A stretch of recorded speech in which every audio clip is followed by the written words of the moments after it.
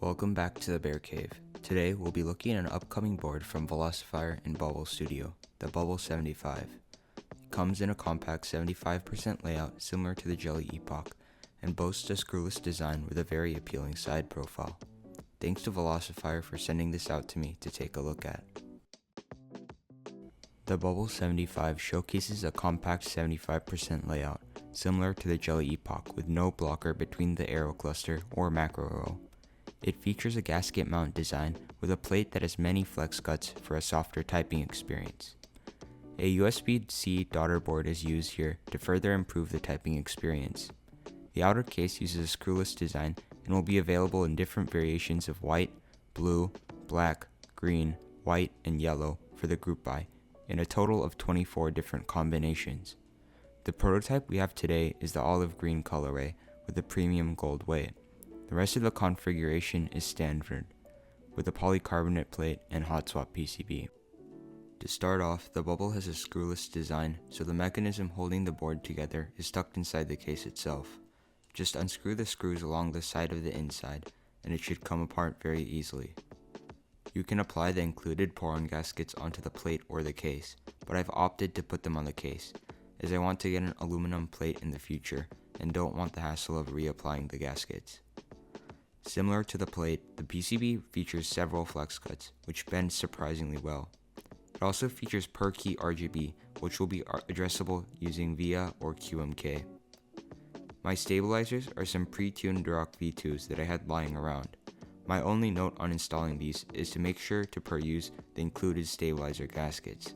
They help stop any potential wobble from a loose fit and make the build feel much better overall. Finally, the last step I took before inserting the switches in was the daughter board.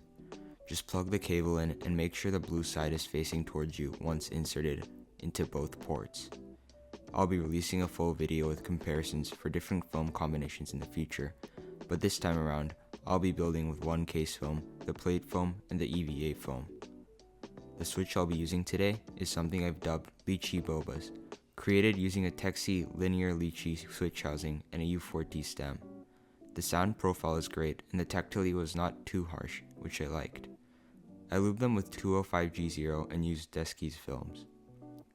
Once everything was inserted, just reassemble the case by putting the top piece back in.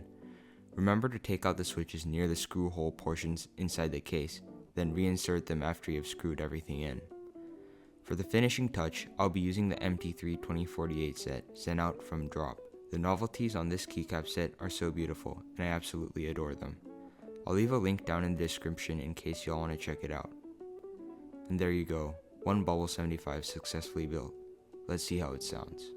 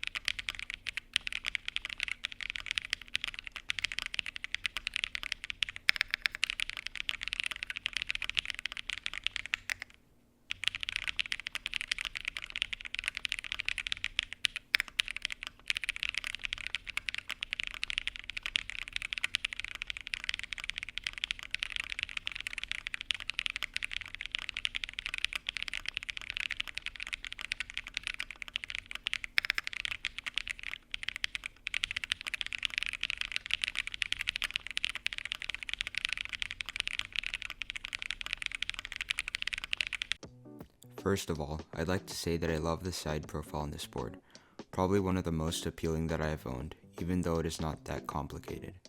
The screwless design makes the entire board look very sleek, with the badge acting as an accent piece. The finish on my prototype was great, without any blemishes visible.